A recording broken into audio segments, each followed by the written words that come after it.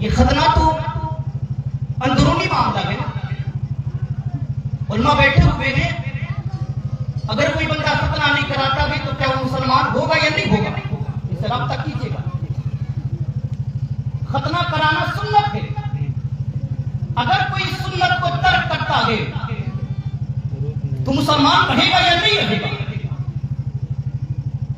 मिसाल के तौर पर अगर कोई बड़ी उम्र का आदमी मुसलमान हुआ, 40 साल 50 साल की उम्र में उसने इस्लाम कबूल किया, क्या उसके लिए खतना कराना जरूरी है? आमतौर पर देहात में जैसे बोला जाता है मुसलमानी करा रहे हैं, कहीं खतना बोला जाता है, कहीं और अल्फाज के इस्तेमाल किए जाते हैं, लेकिन हमारी पहचान क्या खतना से? नहीं। एक मुसलमान की पहचान आखिर किससे है? एक मुसलमान की पहचान ये है कि अगर सरों पे टोपियां है, बंदा पहचान लेता है मुसलमान है।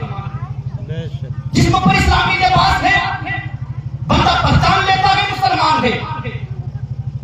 चेहरे पे दाढ़ी है, बंदा पहचान लेता है मुसलमान है।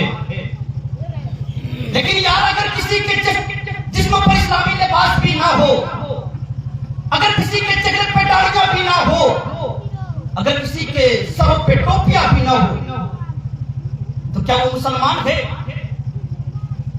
सवाल के निशान छोड़ रहा हूं, क्या वाकई वो मुसलमान है? आप कहोगे हाँ जी मुसलमान है, मैं मुसलमान घराने में पैदा हुआ हूं, लोग मुझे मुसलमान कहते हैं, अल्हम्दुलिल्लाह मेरा नाम मुसलमान के तौर तरीके पर रखा गया है, लोग आधार कार्ड में भी मेरा नाम इस्लामी तरीके पर लेते हैं। लेकिन यार मैं कहता हूं कि जब मुसलमान गए ना तो हमारे चेहरे पर दाढ़ी भी होनी चाहिए, जब हम मुसलमान गए ना तो हमारे जिस्म पर इस्लामी लिबास भी होनी चाहिए, जब हम मुसलमान गए ना तो हमारे सरों पे टोपियां भी होनी चाहिए, ताकि जब कोई दूर से देखे तो कहे कोई और नहीं बल्कि मुस्तफा का गुलाम आ रहा है। वाह वाह वाह वाह वाह, माशाअल्लाह। आज कैसे कैटेगरी के मुसलमान?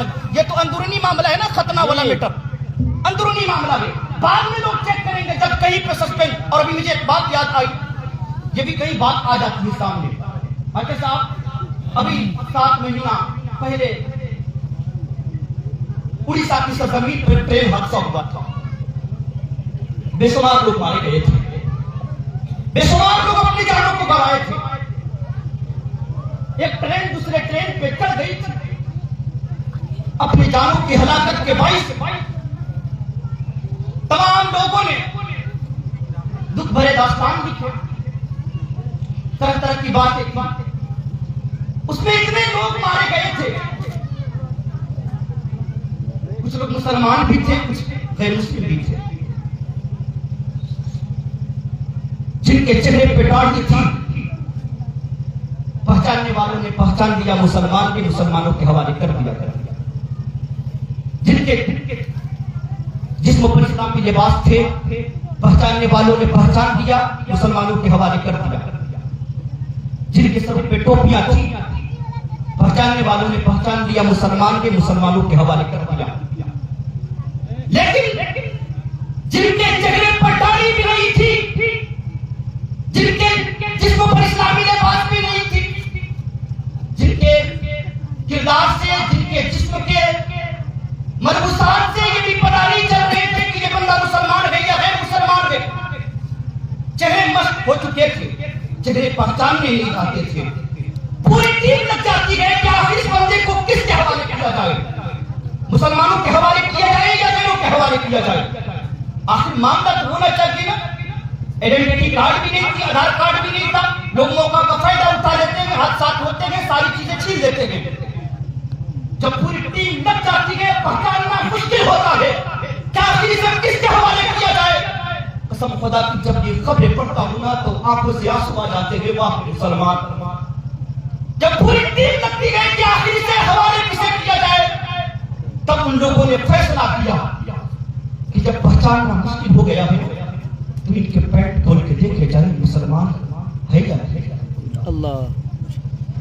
मरने के बाद भी अगर आपकी इज्जत की तरह से निकलते रहे, मरने के बाद भी अगर आपकी इज्जत सलामत ना रहे, मरने के बाद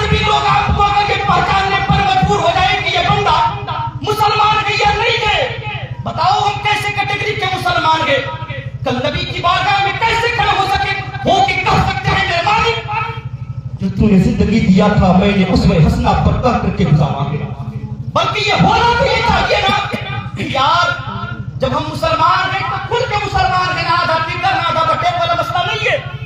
सेकुलर के नाम पर आज हमारा हाल क्या है ना, जब मुसलमान की बात आती है ना तो कभी डर भी लगता है कि मुसलमान कहते हो। खुद देखिए आज हमारे बच्चों का हाल क्या, बच्चों का हाल ये है, वल्लाह माफ कीजिएगा क्योंकि कड़वी बोलने की आदत मेरी है और मैं ये परवाह भी नहीं करता हूं कि लोग मेरे बारे में क्या सोचेंगे। मैं ये भी ख्याल नहीं करता हूं कि लोग मुझे दोबारा बुलाएंगे या नहीं बुलाएंगे, मैं इसका भी परवाह नहीं करता हूं। आपके चाक गांव में 10 नौजवानों को खड़ा किया गया, 10 नौजवान, 10 गैर मुस्लिम बच्चों को खड़ा किया गया, आपस में मिला दिया जाए, कोई अजनबी इंसान को ला करके कह दिया जाए जिसमें से छांट के बताएं कि कौन मुसलमान है कौन गैर मुसलमान है। वो बंदा सस्पेंस में पड़ जाएगा कि वाकई इसमें छांटा कैसे लगे, पहचान कैसे हो कि ये मुसलमान है या गैर मुसलमान है। आखिर कोई शनाख्त तो होनी चाहिए ना, कोई पहचान तो होनी चाहिए ना यार। अगर अपनी मेहनत से अपने बेटे को डॉक्टर बना देते हैं, अपनी मेहनत से अपने बेटे को इंजीनियर बना देते हैं, अपनी मेहनत से अपने बेटे को प्रोफेसर बना देते हैं, लेकिन क्या हम थोड़ी मेहनत करके अपने बेटे को गुलाम रसूल नहीं बना सकते हैं? क्या बात, तो बेटे को हम कम से कम सही तौर पे कुरान पढ़ने वाला बना दें। इतनी मेहनत तो हम कर सकते हैं ना, लेकिन आज की बात क्या है ना कि हम जहां अपने बेटे को पढ़ाने के लिए अच्छे कॉन्वेंट में अच्छे स्कूल में दाखिला करवाते हैं और अल्हम्दुलिल्लाह जरूरत भी है वक्त के तकाजे के एतबार से, लेकिन मैं कहता हूं कि जहां वक्त के तकाजों को आप देख रहे हैं वहां अपने बच्चों के ईमान की भी फिक्र कीजिए। क्या हमारा बच्चा जिन स्कूलों में पढ़ता है वहां कोई ईमान का लुटेरा तो नहीं बैठा हुआ है? पढ़ाएं अपने बच्चों को। आज जाहिर सी बात है आज पढ़े लिखे लोग बैठे हुए हैं, आज एजुकेशन के मामले में, तालीम के मामले में हम गरीब से भी गए गुजरे हैं। 2% लोग शिक्षित हैं, 2% लोग तालीम याफ्ता हैं। लोग खूब चिल्लाते हैं कि हमारा कोई स्कूल नहीं है, कोई कॉलेज नहीं है, कोई यूनिवर्सिटी नहीं है। होगा कहां? हमने अपने पैसे को कब सही तौर पर इस्तेमाल किया है? अगर कोई बंदा अपने बच्चों के मुस्तकबिल के लिए कोई स्कूल कॉलेज कायम करना चाहता है तो 10 लोग उसके खिलाफ खड़े हो जाते हैं और उसकी मुखालफत करना शुरू कर देते हैं, उसकी टांग खिंचाई करना शुरू कर देते हैं। आज 5,000 रुपए देकर के अपने बच्चों को पढ़ाते हैं, जहां मुआवजा कीजिएगा जो लोग पढ़ाते हैं। पता है क्या पढ़ाया जाता है? अखबार पढ़ते होंगे, क्लास शुरू होने से पहले हवन कराया जाता है, हवन कराया जाता है। अभी मैं जहां पे रहता हूं उस बगल में एक स्कूल है, हमने कानों से सुना था। पता क्या पढ़ाया जाता था? तू राम है, तू रहीम है, तू कृष्ण है, तू भगवान है। ये प्रार्थना पढ़ाया जाता है बच्चों से। अपने बच्चों के ईमान की फिक्र कीजिए। और जो लोग ऐसा काम करते हैं कि आपके बच्चों के मुस्तकबिल के लिए अगर फिक्रमंद है, कोई तालीमी इदारे कायम करना चाहते हैं, अगर कोई इदारा बनाना चाहते हैं, मैं कहता हूं कि उनका खुल के सपोर्ट कीजिए, क्योंकि अगर वो तालीमी इदारे कायम होंगे तो सिर्फ कायम करने वालों के बच्चे नहीं पढ़ेंगे, बल्कि उस इलाके के जितने लोग हैं सारे लोगों के बच्चे उसमें तालीम याफ्ता होंगे। वाह वाह वाह वाह। लेकिन हम कहते नहीं जी ये फलाना का है, ये ठिकाना का है, वहां पे होगा तो ना। आज इसी के बुनियाद पर आज देखें ना कि हमारे इलाके में कितने ऐसे स्कूल हैं जहां मुसलमानों के, आप लोग तो दानिशवरान बता दीजिए, एक भी नहीं है जहां हमारे बच्चे ईमान के तहफ़्फ़ुज़ के साथ, ईमान की सलामती के साथ पढ़ सके। एक भी कॉलेज नहीं है। पढ़ाए अपने बच्चों को। आज अपने बच्चों को कीमती मोबाइल दिए ना अपने हाथ में, बता दे उन कीमती मोबाइल का रिजल्ट क्या है? आज फ्री फायर, पबजी और जितनी भी चीजें हैं वो बच्चे खेल करके तबाह बर्बाद हो रहे हैं। इनका मोजिब का पता है कौन है? वही इजराइल है जो आज फिलिस्तीन पर जुल्म सितम की पहाड़ तोड़ रहा है। और उसी फिलिस्तीन में जिस तरीके से इजराइल ने मजलूमों के साथ जुल्मों पर मरकज के पहाड़ तोड़े हैं और मस्जिद अक्सा के तकद्दुस को पामाल किया है, आज हमारे बच्चे फ्री फायर खेल करके उनको इस तरीके से नफा उठा रहे। और ताज्जुब की बात बताऊं मास्टर साहब, जहां फ्री फायर और पबजी जिनका मौजूद है ना इजराइल, उसी मुल्क में उसे इंस्टॉल करने का हुक्म नहीं, चलाने का ऑर्डर नहीं। और 22 साल से कम उम्र वाले बच्चों को इंटरनेट इस्तेमाल करने से मना किया गया। जिस देश का इतना ख्याल किया जा रहा हो, आज हमारे बच्चे नेट पर तबाह बर्बाद हो रहे हैं। गंदी गंदी फिल्में देख करके तमाम तरह के यूट्यूब, फेसबुक और इंस्टा के इस तरीके से पागल हुए हैं। उन बच्चों से कहें कि अपनी तालीम को मुकम्मल करें, फिर आपके लिए इंस्टा की तमाम तरह की बहारें हैं। लेकिन हम ये नहीं सोचते हैं उसी मुल्क में अब पता है 95 लाख की आबादी है इजराइल की, 95 लाख। झारखंड में कितनी आबादी? 6 करोड़ या कितने? 6 करोड़ 7 करोड़ की आबादी है। इससे भी पॉपुलेशन के एतबार से, आबादी के एतबार से कम है, लेकिन आज वो पूरी दुनिया पर हुकूमत कर रहा है। किसी के माइक 57 इस्लामी ममालिक है, लेकिन उसकी तरफ आंख उठाकर नहीं देख सकता है, क्योंकि टेक्नोलॉजी के मामले में और तमाम तरह की दुनियावी तालीम के मामले में वो इस तरीके से आगे हो चुका है कि सारी दुनिया उस इजराइल का गुलाम बन चुका है। मुआशी तौर पर आज हम ये माइक इस्तेमाल कर रहे हैं, घड़ी इस्तेमाल कर रहे हैं, मोबाइल इस्तेमाल कर रहे हैं, वो किसका है? सॉफ्टवेयर इस्तेमाल करके वो किसका है? वो इसी का है। हम मजबूर हैं, लेकिन आज अगर हम अपने बच्चों को तालीम के तालीम से बता दें, उन लोगों ने आगे तकरीबन 2300 साल पहले अल्लामा इकबाल वो यूरोप की सरजमीन पर घूम रहे थे, दिन संडे का था, एक बाग में घूम रहे थे, देखा ना सारे बच्चे खेल रहे थे। आज हम बच्चों को नहीं पढ़ाते हैं, देखे कि सारे बच्चे खेल रहे थे। एक पेड़ की छांव में एक छोटा सा बच्चा किताबों का स्टडी कर रहा था, पढ़ रहा था। अल्लामा इकबाल हैरत में पड़ गए कि यार संडे का मौसम है, संडे का दिन में तमाम बच्चे खेल रहे हैं। अब बच्चों की फितरत हुआ करती है कि छुट्टी का दिन इंतजार करते हैं, सारे लोग खेल रहे हैं, बात के लुत्फ उठा रहे हैं, लेकिन उसी में एक बच्चा जो है वो इस तरीके से पढ़ रहा है। अल्लाह में 5 बच्चे के करीब जाते हैं, कहा बेटे सारे लोग खेल रहे हैं और तुम पढ़ाई में इस तरीके से मशगूल हो कि तुम्हें दुनिया व दुनिया के माफी हर चीज नजर नहीं आती। पता है उन्होंने क्या कहा कि अल्लामा साहब, मैं जिस कौम से बिलोंग करता हूँ, जिस कौम से आता हूँ ना, हमारी आबादी बड़ी कम है, हमारी इस दुनिया में कोई नामो निशान नहीं है। अगर हम नहीं पढ़ेंगे तो इस दुनिया से नामो निशानात मिटा दिए जाएंगे। कहा कि हमें पढ़ना मजबूरी है। अल्लाह अकबर। अल्लाह में पाक ने फरमाया, कहा कि बेटे तेरी कौम का नाम क्या है? उसने कहा कि मेरी कौम का नाम यहूदी है। अल्लाह। एक यहूदी का बच्चा संडे के दिन भी वो बाग में खेल रहा है। आज हमारा बच्चा, पता है कितने लोग स्कूल जाते हैं, कितने लोग मदरसे जाते हैं। आज अगर मॉडर्न स्कूल पढ़े जाए ना, और आप तो देखते ही होंगे कि किस तरीके से मुसलमानों के बच्चों को टारगेट करके और उनके ईमान को छीनने की कोशिशें की जा रही है। स्कूल भी तहफ़्फ़ुज़ लेने के मारे अल्हम्दुलिल्लाह जो लोग स्कूल पे काबिज हैं और स्कूल में पढ़ते हैं, पढ़ाते हैं, वो सही तौर पे पढ़ाते भी होंगे जो मुसलमान हैं।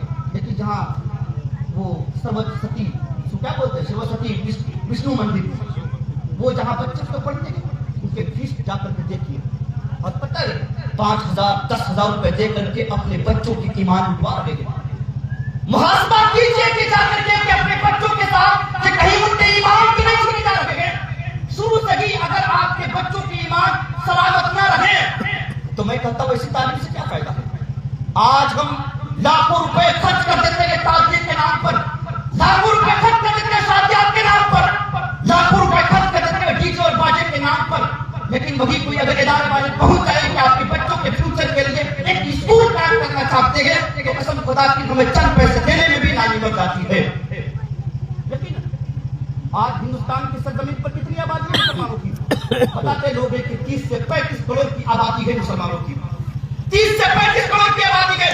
लेकिन अगर उस 30 से 35 करोड़ की आबादी में हर मुसलमान 1 रुपया देगा, 1 रुपए के वैल्यूशन देख लिया, कोई वैल्यू नहीं है रुपए। चॉकलेट भी आज के दौर पे बंद हो गए, 1 रुपए देगा एक मुसलमान, तो पता 30 से 35 करोड़ हर दिन मुसलमानों के अकाउंट में आएंगे, और 30 से 35 करोड़ की यूनिवर्सिटी हर दिन एक जिले में कायम हो सकती है। 30 से 35 करोड़ की आबादी है, अगर हर दिन 1 रुपया आपके अकाउंट से काटने क्या फर्क पड़ने वाला है जी? अगर हर दिन ना कर सके, हफ्ता में करवा, वो भी ना हो सके, महीना में अगर आपके अकाउंट से ₹1 कट सके तो कम से कम हर महीना में एक स्टेट में, एक राज्य में एक यूनिवर्सिटी तो मुसलमानों की कायम हो सकती है। कितना बड़ा प्रोजेक्ट है, लेकिन पता नहीं जी ये कैसे हो सकता है कि फलाना की सरपरस्ती में ये यूनिवर्सिटी कायम हो, ये कैसे हो सकता है कि वो पढ़ करे हमारे बच्चे तालीम से बेजार होते रहे, हमारे बच्चे अनपढ़ रहे, हम अनपढ़ हैं। इस तरीके से हमारे बच्चे भी ठेला रखा चला करके, पेंटर बना करके और दुकानों पर अपनी जिंदगी गुजार देंगे, लेकिन अपने बच्चों को नहीं पढ़ा सकते हैं। अब पढ़ाते भी है ना, आज क्या कि मदरसे में पढ़ने वाले कितने बच्चे हैं, और जहां अपने मदरसे में कम से कम मैं कहता हूँ कि अपने ईमान के तहत थोड़ी देर के लिए सोचिएगा आप कि जिन स्कूलों में अपने बच्चों को पढ़ाते, मैं ये नहीं कहता हूँ कि अपने बच्चों को स्कूलों में ना पढ़ाएं, लेकिन ऐसे स्कूलों में अपने बच्चों को तालीम और तरबियत दें जहां कम से कम आपके बच्चों की ईमान सलामत रहे। लाख रुपए एक इसके नाम पे खर्च कर देते हैं, और पता है मज़ारात पे हम बेशुमार चादरें चढ़ा देते हैं, लेकिन अगर हम जहां यूनिवर्सिटी की बात करते हैं, कॉलेज की बात करते हैं और इदारे की बात करते हैं तो बहुत सारे लोगों के पसीने उतरने लगते हैं। ये कैसे हो सकता है? और मज़ारात पे कभी कभी उसमें जाना बोलता है, किसी बुजुर्ग के मज़ार पे किस्म खुदा की आंखों में आंसू आ जाते हैं कि उन मज़ारात पे इस तरीके से पैसे बहाए जाते हैं, उन मज़ारात पे इस तरीके से लोग पैसे को बहा रहे हैं। मुझे नहीं पता नहीं जाए, लेकिन कम से कम जो साहिबे बुजुर्ग हैं उनकी रूह को तकलीफ पहुंचाने की कोशिश करें। और सिर्फ इतना नाम है कि जिस दिन किसी बुजुर्ग का इंतकाल हुआ हो उस दिन फातिहा कर दिया जाए,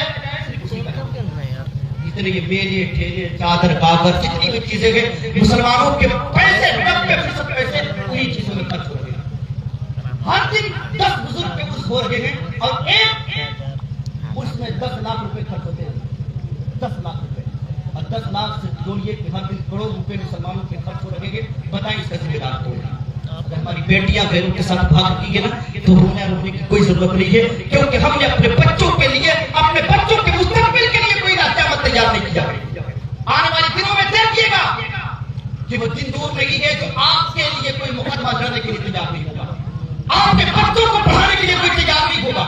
मुसलमान नाम सुन करके दाखिला बैन कर दिया जाएगा कि इनके बच्चों को कोई ना पढ़ाए, कोई वकील आपका केस लेने के लिए तैयार नहीं होगा, क्योंकि हमने सिर्फ बहवा दिया है और सिर्फ उस और कागज चादर के नाम पर, ताज़िए के नाम पर अपने पैसों को खर्च किया है, जिनका दीन इस्लाम से कोई लेना देना नहीं।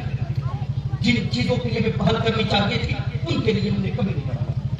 लड़े अभी भी वक्त है, और कम से कम 20 सालों तक सिर्फ ये करें कि पढ़ें और अपने बच्चों को पढ़ाएं, सिर्फ ये काम करें 20 सालों तक। और याद रखें कि किसी ने कहा ना कि हम वो जाते थे बाजार पे तो चादरों पे चादर, बैटरी 20,000 की चादरें एक बंदा चढ़ा करके आ जाता है, लेकिन अपने मस्जिद में और अपने मदरसे में या अपने कॉलेज में देने की बारी आए ना रोज रोने लगता है। किसी ने कहा कि चढ़ती रही मजार पे चादर तो बेशुमार, बाहर जो एक फकीर था ठंडी से मर गया।